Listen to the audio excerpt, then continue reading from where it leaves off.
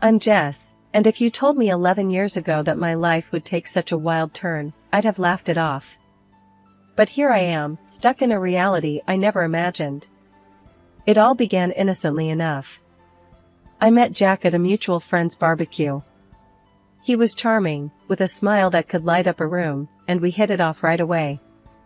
Fast forward through a whirlwind romance, and we were married, living what seemed like a dream. A year into our marriage, our son Max came into the world, making our little family feel complete.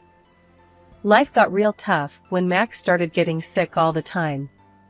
My job was on the line, but my boss, Mr. Harris, he was a lifesaver. Jess, you're a rock star at work, and we can't lose you. How about you work from home? Keep an eye on the little guy and keep the ball rolling here, he suggested. And just like that, my living room turned into my new office. Juggling work calls, Max's needs, and household chores became my new norm. But that's where the fairy tale ended and real life began. As I became this superwoman handling it all, something in Jack changed. The man who used to help around the house, who used to play with Max for hours, began to change. It was like he resented me for being at home, even though it was for our son. He'd walk in from work, not even a hello before he'd slump on the couch, eyes glued to his phone. Jack, could you help Max with his homework? I'd ask after a long day of balancing spreadsheets and laundry. I'm beat, Jess. You handle it. You're home all day, aren't you? He'd reply, not even looking up. His words stung, but I bit my tongue. I didn't want to fight in front of Max, who was becoming more perceptive each day. But it wasn't just me. His attitude towards Max shifted too. Gone were the days of patient father-son chats. Now, it was all short, snappy comments. Max, quit being a baby. Man up. Jack would snap when Max struggled with something. I tried to talk to Jack about it, to understand what was eating at him. But every attempt just bounced off him like he was made of stone. Jack, we need to talk. This isn't working, I said one evening when Max was at a sleepover. Here we go again. Nag, nag, nag. You know, maybe if you weren't so busy playing the perfect housewife, you'd see I'm dealing with real stress at work, he retorted, his words laced with a bitterness that took me aback. But we're supposed to be a team, Jack. It's us against the problem, not us against each other, I shot back, my patience wearing thin. Save it, Jess. I've got enough on my plate without home becoming another battlefield, he said, dismissing the conversation with a wave of his hand before storming out. I stood there, in the silence of our living room, feeling more alone than ever. It was like living with a stranger, a man who wore the same face as my husband but carried none of his warmth, none of his love. The shift in Jack's behavior didn't just come out of the blue. It crept in slowly, like a shadow growing longer as the sun sets, until one day, the room was dark. About 3 years back, that's when the late nights started becoming more frequent. Each time Jack walked through the door past midnight, his excuses were as thin as paper. It was a Tuesday, I remember, because Max had just won his soccer game, and we were waiting to celebrate with Jack. But as usual, the chair at the head of the table remained empty. Max's eyes kept darting to the clock, then to the door, and finally, settling on me with a mix of disappointment and confusion. I plastered a smile on my face, trying to keep the mood light. Your dad's really swamped at work, honey. But he's so proud of you, you know that, right? I reassured Max, but the words felt hollow even to me. It wasn't until much later that Jack decided to grace us with his presence. The sound of the door creaking open pulled me out of my troubled thoughts. I was sitting at the kitchen table, the remains of a celebration that never was laid out in front of me. Jack walked in, looking worn out, but there was something else in his demeanor, something off. I could smell the faint trace of perfume, definitely not mine, and it made my stomach churn. Jack, where have you been? Max waited up for you. He won his game today, remember? I tried to keep the accusation out of my voice, but it was hard. The game. Yeah, work, Jess. It's killing me. You know how it is. Jack mumbled, not even bothering to meet my gaze as he made a beeline for the fridge. No, I don't know, Jack. It seems like work is all you ever have to say these days. And what's that smell? Since when do your colleagues wear such strong perfume? I pushed, the words spilling out before I could stop them. Jack's head snapped up, his eyes narrowing. What are you implying, Jess? That I'm cheating on you? That's rich, coming from someone who's holed up here all day. The accusation stung, and I felt my face flush with anger. I'm here taking care of our son, our home, while you're out there doing God knows what. And it's not just the perfume, Jack. I found a strand of black hair on your jacket. Last time I checked, my hair was blonde. Jack let out a scoff, his ego inflating like a balloon. Oh, please, Jess. You're being paranoid. You think just because I come home smelling like someone else's perfume, I'm having an affair? Maybe you're just jealous. Maybe you still want me, huh? I was taken aback by his mockery. It wasn't like him. The Jack I knew would have reassured me, would have laughed it off and made me feel like a fool for even doubting. But this man, this stranger in my kitchen, he was egging me on, almost enjoying it. You think this is funny, Jack? Our marriage is hanging by a thread, and you're standing there making jokes? What happened to you? My voice broke, the frustration and hurt I'd been bottling up finally spilling over. Jack shrugged, his expression cold and detached. Maybe I've just had enough, Jess. Enough of this domestic bliss you keep trying to shove down my throat. I'm out there busting my ass every day, and I come home to this nagging and suspicion. You want to know where I've been? Out, where I don't have to deal with this crap. With those words, he grabbed a beer from the fridge and headed towards the living room, leaving me standing there, a mix of disbelief and anger coursing through me. As I heard the TV flick on, the familiar sound of laughter from some late-night show filling the house, I realized that the gap between us had grown too wide to bridge with mere words. The day started like any other, with Max's laughter filling the house as I juggled work and household chores. But a call from Mr. Harris changed everything. Jess, we need you in the office today. Big client coming in, and we can't do this without you, he said. I was torn. Max was down with one of his fevers again, and with Jack's unpredictable schedule, I couldn't just leave our son alone. I called Jack, hoping he'd understand the urgency. Jack, it's important. Mr. Harris needs me at the office. Can you come home early today? Max isn't feeling well. Jack's response was a cold splash of reality. Are you kidding me, Jess? You know I can't just leave work in the middle of the day. Handle it, like you always do. His words stung, but there was no time to argue. I called Helen, Jack's mom, and thank heavens, she agreed to help. Of course, dear. You go and take care of your work. Max will be fine with me. The meeting was intense, but we nailed it. Mr. Harris suggested celebrating at a nearby restaurant, and though my mind was at home with Max, I couldn't refuse. We settled into our seats, the clinking of glasses and the murmur of conversations around us. But as I scanned the room, my heart dropped.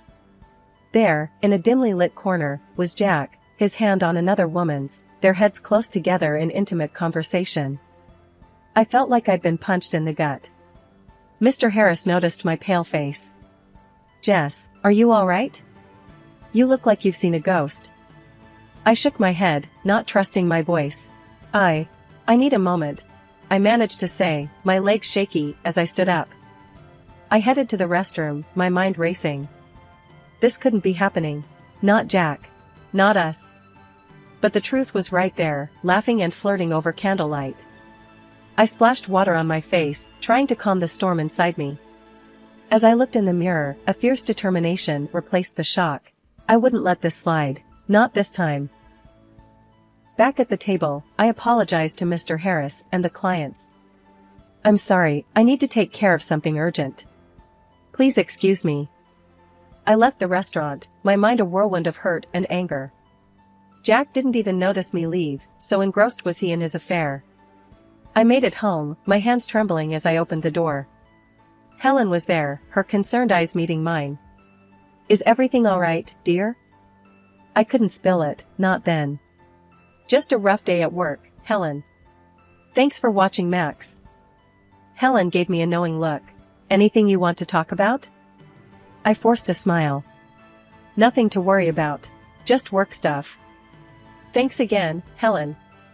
After Helen left, the silence of the house wrapped around me. The image of Jack with that woman replayed in my mind. But I wasn't about to let anger take the wheel. This fury was fuel. Jack had made his choice, and now it was my move. The game had shifted, and as the night crept in, a plan began to form. A plan to make sure Jack regretted betraying the family he took for granted.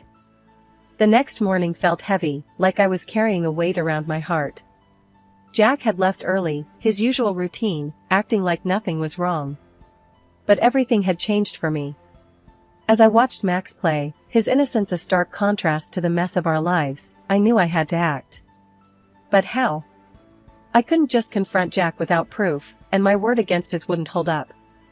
I remembered a conversation with a friend about a private detective they had used. It seemed like a drastic step, but desperate times called for desperate measures. I waited until Max was settled with his video games, then I made the call. "Hello, is this Mr. Reynolds?" I asked, my voice barely above a whisper. "Yes, this is he." "How can I help you, ma'am?" came the reply, professional and to the point. I took a deep breath. I need your services. I suspect my husband is involved with someone else. I need proof." Mr. Reynolds was all business. "I understand, ma'am. We handle these cases with utmost discretion. Can you tell me more about your situation?" I poured out the details, the late nights, the perfume, the restaurant incident. Mr. Reynolds listened without interruption, then said, "We can start surveillance on your husband immediately. We'll gather evidence and keep you updated. My fee is—" I agreed without hesitation. The price didn't matter, I needed the truth. Days turned into weeks, and each time Mr. Reynolds sent over photos or snippets of conversations, my heart sank a little more. Jack with the same woman, at restaurants, at a park, and once, chillingly, at a jewelry store. It was like watching a train wreck in slow motion, each piece of evidence a brutal confirmation of Jack's betrayal. One evening, as I sat staring at the latest set of photos, Max came up to me. "Mom, why are you sad? Did something happen?" I quickly hid the photos and forced a smile. "It's nothing, honey. Just some work stuff. You know how it is." Max looked unconvinced. "If Dad is making you sad, I can tell him to stop. He should be nice to you." I hugged him, tears threatening to spill. "You're such a good boy, Max. But it's not your fight. Mom's got this under control, okay?" Max nodded, but his eyes still held worry. It broke my heart to see him like this, but it also steeled my resolve. Jack had to be held accountable, not just for me, but for Max's sake too. Max's 10th birthday should have been a day of joy and laughter, a celebration of a decade of life. The house was decorated, the cake was ready, and Max's eyes sparkled with excitement. But as the day unfolded, it became clear that it was going to be anything but typical. Jack, once the cornerstone of our little family, had been drifting away, his presence now just a shadow. This day was no different. "Jess, work slammed. I can't make it," he said over the phone, his voice as cold as the winter wind. I watched from the window as he drove off, leaving a cloud of dust and a heavy heart behind. Helen and George, Jack's folks, did their best to fill the void, their faces a mix of concern and disappointment. The party was in full swing, the sound of children's laughter a bittersweet melody. Then, out of nowhere, my phone shattered the calm. Jack's voice, panicked and loud, boomed through the speaker. "Our son's been hit. He's at the hospital now." The room froze, the festive air turning to ice. But there, right in front of me, was Max, safe and unharmed. "Jack, check your number." "Max is right here, safe and sound," I said, my voice steady, betraying none of the turmoil inside. There was a pause, a moment of silence that felt like an eternity. Then, a quiet, "Sorry, wrong number," before the line went dead. The room was thick with confusion and unspoken questions. I gently nudged Max towards his room, his new video game in hand. "Go on, sweetie." "I'll be right there," I said, mustering a smile that felt more like a grimace. Once Max was out of sight, I turned to face Helen and George. Their faces were a mix of shock and worry, a silent demand for an explanation hanging in the air. "Helen, George, there's something you need to know," I began, my heart heavy. "Jack hasn't just been buried in work. He's involved with someone else. They have a child together, a little boy." The words hung in the air, heavy and suffocating. Helen's eyes welled with tears, and George's jaw clenched, his anger barely contained. "Jess, are you certain?" Helen's voice was a whisper, her world crumbling. I nodded, the truth a bitter pill. "I've seen them, heard their conversations. It's undeniable." The room was silent, the weight of betrayal pressing down on us. "We're with you, Jess. Our son, doing this, it's unforgivable," Helen said, her voice quivering but strong. George stood up, his posture rigid with resolve. "Jack will have to face us, to explain this madness. He owes you, answers." The rest of the day was a haze. The candles were blown out, the cake was cut, but the joy was overshadowed by the storm that loomed on the horizon. As the sun set, casting long shadows across the room, I realized that this was no longer just my battle. That evening, the house was quiet, too quiet. It was the calm before the storm. I sat in the living room, Helen and George by my side, the air heavy with anticipation. We were waiting for Jack, the man who had shattered our lives with his deceit. The door creaked open, and there he was, sneaking in like a thief, unaware of the confrontation that awaited him. He tiptoed towards the stairs, but before he could take another step, I flicked on the light. "Evening, Jack. How's your son? The one who got hit by a car?" I asked, my voice calm but laced with a venom that made him freeze in his tracks. Helen and George sat there, silent sentinels, their eyes fixed on Jack, waiting for his response. Jack's face went pale, his facade crumbling. That was a bad joke, Jess. I didn't mean it." I couldn't help but let out a bitter laugh. "A joke? Is that what you call it?" Without another word, I threw the photos and documents on the table in front of him. Each picture, each piece of paper, a testament to his betrayal. "This is no joke, Jack. This is your other life, laid bare for all to see." Jack's eyes darted from the photos to his parents, the magnitude of his actions finally sinking in. I can explain," he stammered, but his words fell flat. "You're done talking, Jack. These pictures, these documents, they speak louder than any lie you could come up with," I said, my resolve steel. Helen let out a sob, her hands covering her face. George's expression was stone, his disappointment a tangible force in the room. "To think our son would stoop this low," he muttered. Jack turned to his parents, desperation in his eyes. "Mom, Dad, I..." But George cut him off, his voice firm and final. "You've made your bed, Jack. Now you lie in it. I'm cutting you off. Everything you would have gotten goes to Max." Jack looked at me, a last-ditch plea in his eyes. "Jess, please. I'll do anything. Don't do this." But the time for mercy had passed. "You had your chance, Jack. Now it's time you face the consequences. I want a divorce, and I'll make sure you pay for every heartache you've caused." The room was silent, the finality of my words hanging in the air. Jack, defeated and broken, gathered his things, his departure marking the end of our life together, but the beginning of a new chapter for me, for Max, for us. Days after Jack's departure, the echo of the door slamming still hung in the air, like a bad odor. I thought I'd seen the last of the drama, but I was dead wrong. The doorbell rang, a sharp, intrusive sound that felt like an invasion. Standing there, with a smirk that could sour milk, was Jack's mistress, her confidence as misplaced as her morals. Well, if it isn't the jilted wife. Time to pack up, darling.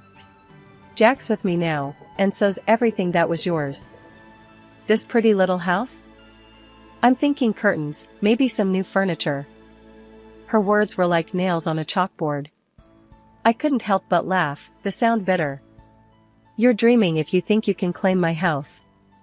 This place? It's from my family. Jack couldn't lay a claim on it if he tried. Her smug expression faltered, confusion and anger warring on her face.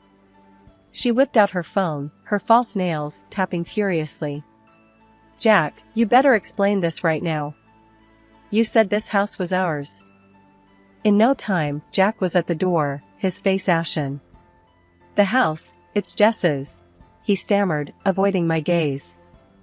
The mistress's face turned a shade of red I didn't know existed. You pathetic liar.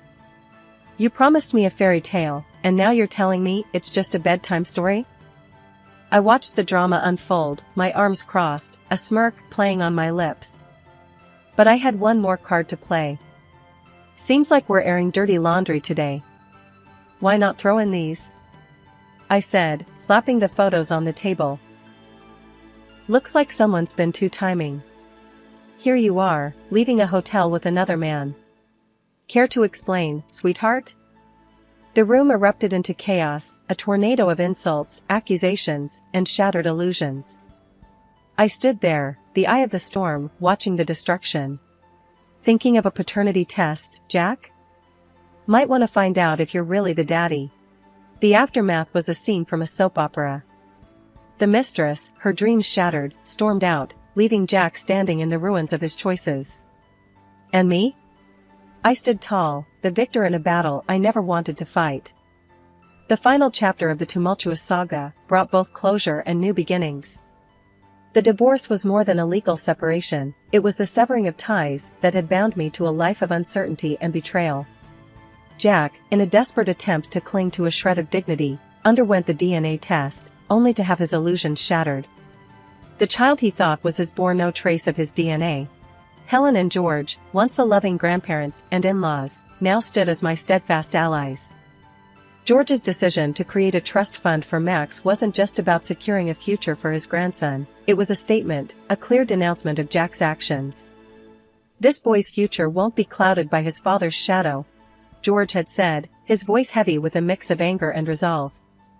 The house, once filled with laughter, then whispers of betrayal, was now a sanctuary of peace. It was during one of these quiet evenings that Mr. Harris, or Tom as he insisted, visited. His presence had always been a source of comfort, but this time, there was a different energy about him. Jess, I hope it's okay, me dropping by like this, Tom began, his hand slightly fidgeting, a contrast to his usual composed demeanor. I offered him a smile, the familiarity of his presence a welcome comfort. Of course, Tom. It's always good to see you. He hesitated for a moment, then took a deep breath. Jess, I've been doing a lot of thinking, especially after everything that's happened. I've seen you handle life's curveballs with such grace and strength. It made me realize something I should have acknowledged a long time ago. The air felt heavy, charged with unspoken words and emotions. Tom, what are you trying to say? His gaze met mine, earnest and unwavering. I love you, Jess. Not just as the brilliant colleague you are, not just as the friend who's been by my side. I love you for the incredible woman you are, for the strength you embody. I want to be there for you, for Max, if you'll let me. The confession, honest and raw, stirred something within me. A mix of surprise, fear, and a flicker of hope. Tom, this is a lot to take in. I appreciate your feelings, truly. But I need time to process, to understand what this means for me, for Max, for us. Tom nodded, understanding, etching his features. Take all the time you need, Jess. I'm not going anywhere.